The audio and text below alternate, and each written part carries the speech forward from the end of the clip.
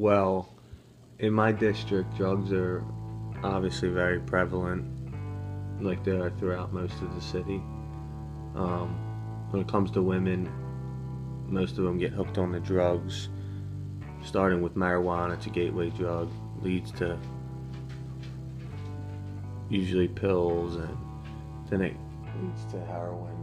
Most commonly used drug because it's the cheapest and it's very easy to get throughout Philadelphia. Mostly every corner sells it and belongs to different types of drug dealers. Kids that grow up in my district grow up watching their uncles, fathers, cousins sell drugs, and they think it's just a normal way of life. I've locked up people, kids, women, adults from ages 12 to 50 for selling drugs, and they don't think there's anything wrong with it. Now, what mostly happens is once a kid gets 18, his record's expunged. So if you catch a drug case after 18, that's a felony, and then it just spirals down. Kid has a hard time getting a job, because he's got a record, and why go out and work a minimum wage job when he could go in the corner and make $100 in a couple hours easy. Most of the guys in the neighborhood are all friends. They know when the cops are coming. They have signals. They stash the drugs in different houses, under cars, in certain cars. They rarely hold it on them. Sometimes they will hold the drugs on them, but most of the times they stash it so the cops don't find it on them.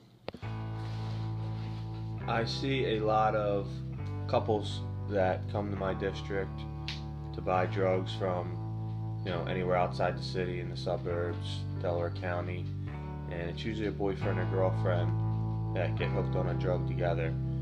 When I stop them as a police officer, we have to call a female officer to search or frisk the woman for drugs or a weapon, because a lot of them aren't from the city, so they will come down with weapons so they don't get robbed.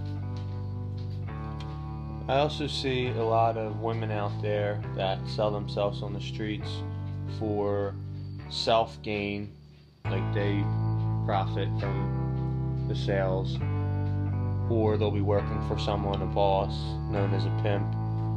Whenever I approach these individuals, the female always tells me that her pimp is her boyfriend. A lot of the women out there look scared, frightened. They're usually on drugs. See a lot of track marks on their arms from the needles. The pimp usually supplies them with the drugs.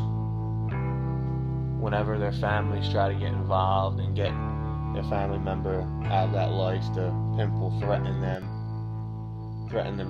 female with pain and violence. The step as a regular patrol officer would be to take her to Special Victims Unit, and they would ask her all types of questions of who was trafficking her, where they were doing it, how long she's been doing it for, are her parents aware of it, just simple questions to get as much information as possible. Now, if the woman came in and said she was raped, they would obviously take her to the hospital, do a rape kit, and get a warrant for the accused if she knew who he was. I would not have to testify, but I would probably be summoned to court because I was the one that wrote up the initial report with her basic information on it: name, date of birth, address, telephone number. But no, I would not be on the stand testifying.